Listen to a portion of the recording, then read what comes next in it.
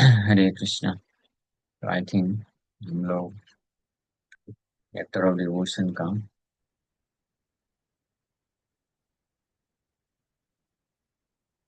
Chapter 11 तक कर लिए।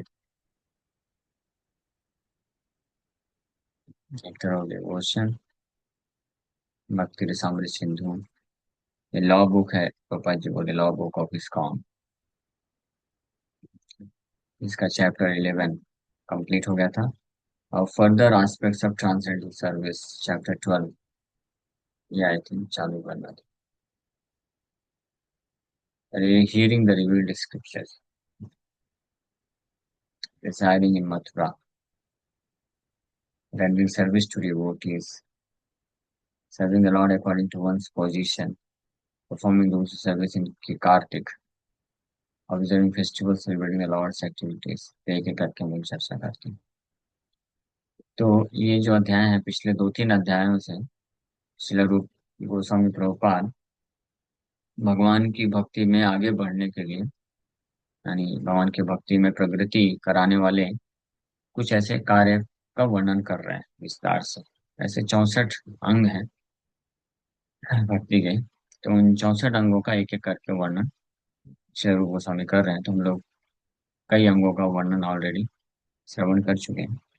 अब नेक्स्ट है हियरिंग द रिवील्ड स्क्रिप्चर्स। जो प्रमाणिक शास्त्र है उनको श्रवण करना मात्र भी व्यक्ति को भक्ति में तीव्रता से आगे बढ़ाता है। So according to Srila Rupa Goswami, any book that gives enlightenment in the matter of advancing in devotional service is considered to be revealed scriptures. प्रमाणिक ग्रंथ किसको बोलते हैं, इसका डेफिनेशन श्री रूप गोस्वामी बताते हैं। कोई भी शास्त्र जो भगवान की भक्ति में आगे बढ़ने के लिए हमको ज्ञान प्रदान करता है, प्रेरणा देता है, उसको प्रमाणिक शास्त्र बोलते हैं। और केवल उन्हीं शास्त्रों का ही श्रवण करना चाहिए, अन्य शास्त्रों को नहीं सुनना चाहिए, नहीं पढ़ना चाहिए। ये बहुत विशेष बात है, ध्यान रखिए।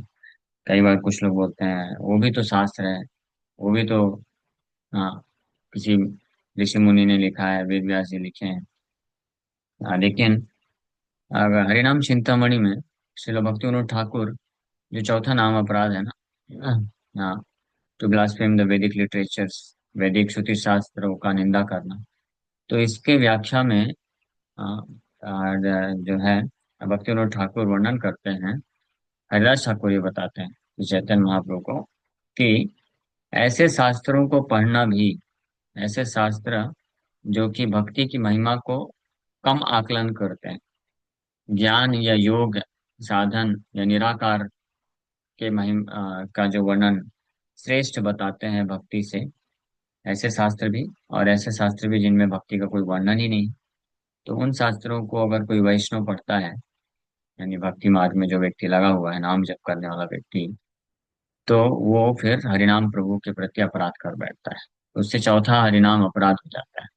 तो इसलिए ध्यान रहे कि कोई भी शास्त्र नहीं पढ़ने का केवल उन शास्त्रों को पढ़ना चाहिए जो महान आचार्यों द्वारा ऑथराइज किया गया है, हमको प्रदान किया गया है, जिसमें भक्ति की महिमा का वर्णन किया है, कृष्ण भक्ति का वर्णन है जिसमें।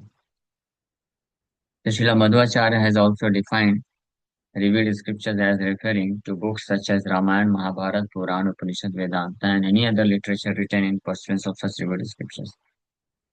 तो श्रीला मध्वाचार्य भी जो है प्रमाणिक ग्रंथ का परिभाषा इस प्रकार से देते हैं। वो बोलते हैं कि जैसे ग्रंथ जैसे कि रामायण हो गया, महाभारत, पुराण, उपनिषद, वेदांत इत्यादि, यही प्रमाणिक ग्रंथ है। और इन ग्रंथों के आधार पर कोई वैष्णव महान आचार्य कोई ग्रंथ निर्मित करते हैं, तो उसको भी प्रमाणिक ग्रंथ की कैटेगरी में रखा जाता है। In the Skanda Purana there is this statement. Skanda Purana में ये वर्णन इस प्रकार से: A person who is constantly engaged in reading literature, enunciating the cultivation of Vaishnava devotional service, is always glorious in human society.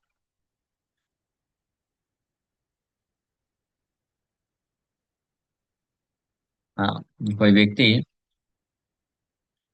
जो निरंतर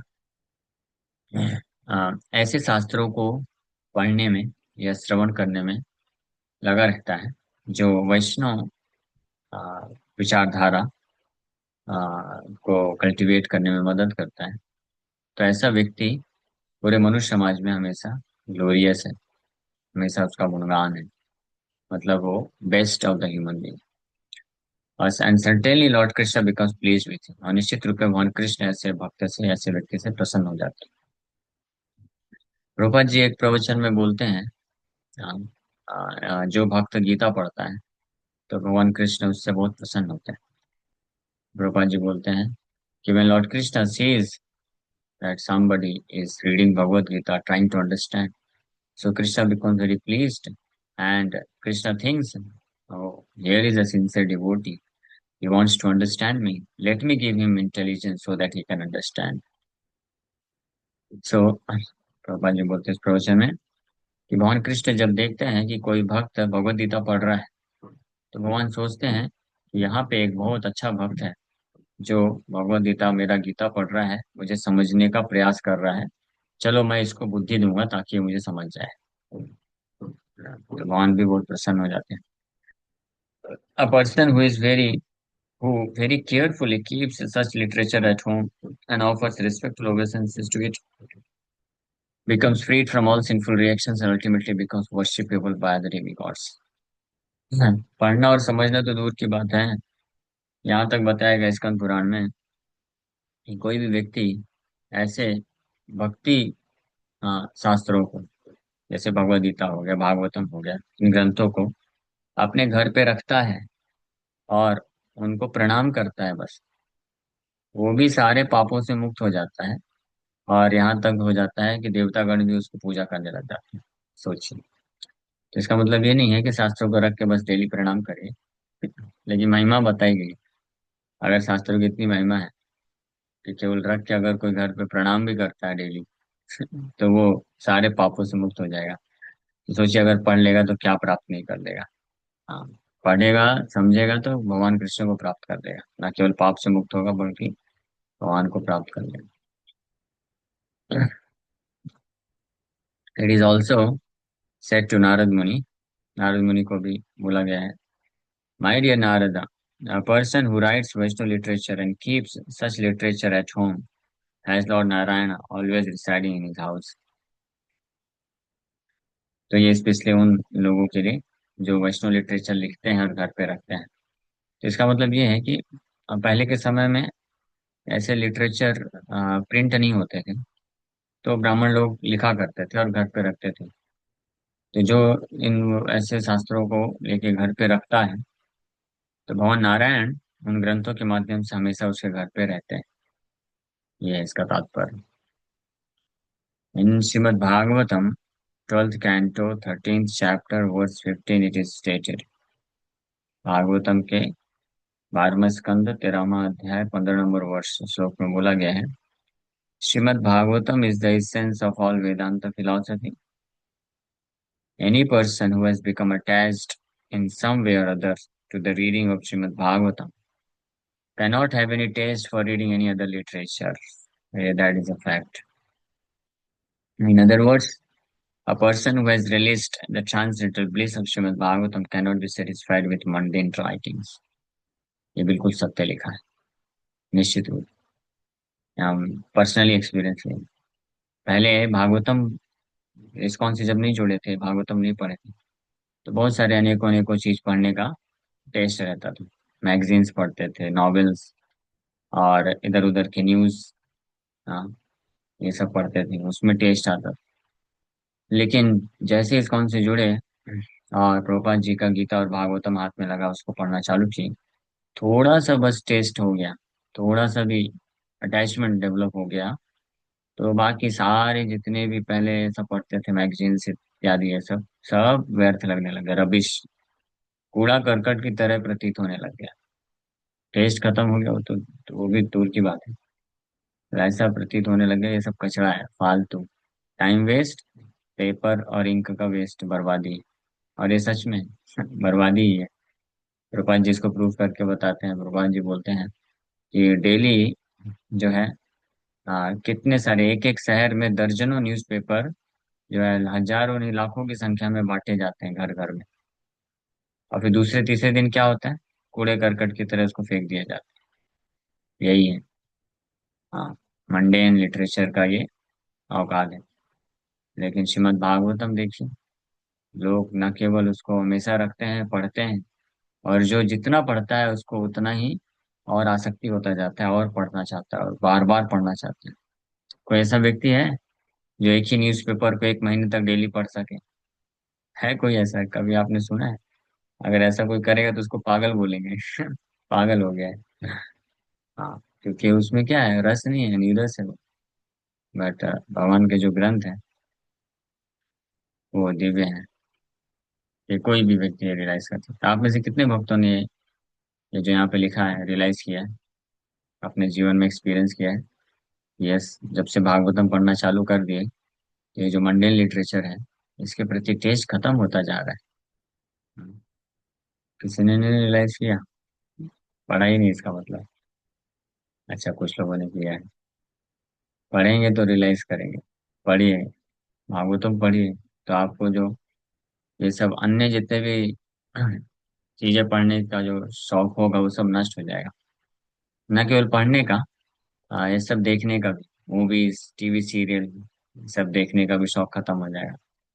अच्छा ऐसा प्रभु जी, टीवी सीरियल, मेरा फेवरेट टीवी सीरियल का शौक खत्म हो जाएगा तो भागवतम नहीं पढ़ेंगे हम तो फिर। हाँ, आप पढ़ के देखिए, भागवतम के प्रति रुचि आ गई, आसक्ति आ गई, तो आप जो आपके घर में जो इडियट बॉक्स अगर होगा, इडियट बॉक्स सही बोला ना मैं? टेलीविजन, उसको फेंक देंगे आप, वापस नहीं रखेंगे। सो ये महिमा इस प्रकार से दी। नेक्स्ट है रिजाइडिंग इन मथुरा, मथुरा वास।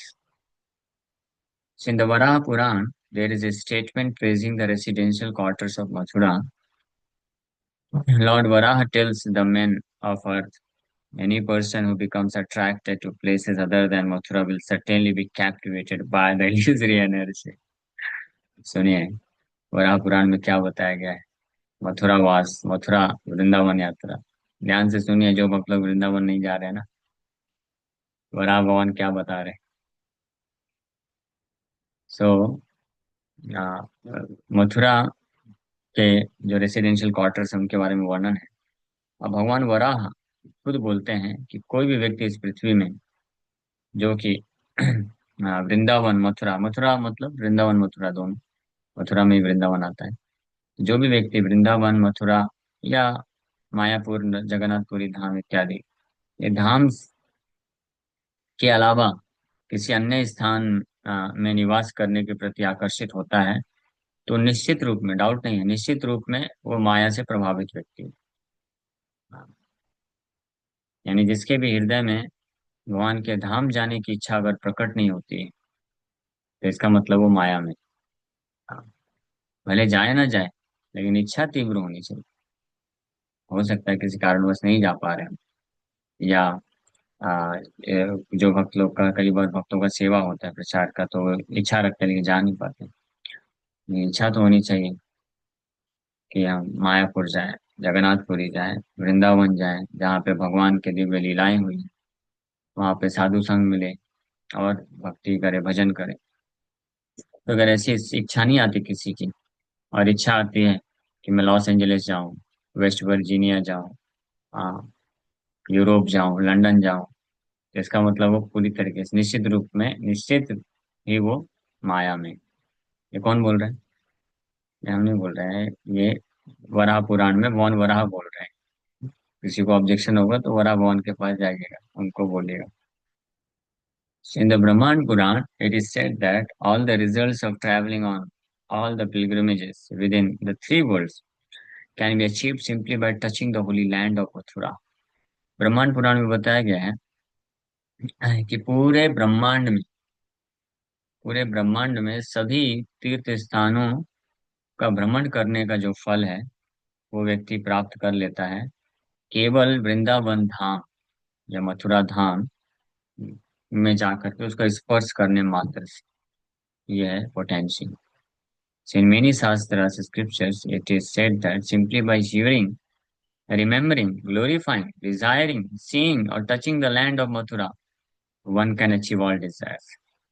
कई शास्त्रों में बताया गया है कि अगर कोई मान लो किसी कारणवश जा नहीं पा रहा है, केवल वृंदावन धाम की महिमा सुन लेता है, या स्मरण करता है, या गुणगान करता है, या इच्छा रखता है कि मुझे धाम जाना है, वृंदावन जाना है, वृंदावन जाना है, या केवल देख लेता है, दर्शन करता है या स्पर्श करता है किसी भी तरीके से, तो उसकी सारी इच्छाएं पूर्ति हो जाती।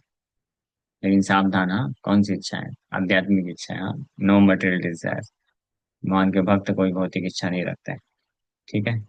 तो आज हम लोग ये दो चीजों पे चर्चा की।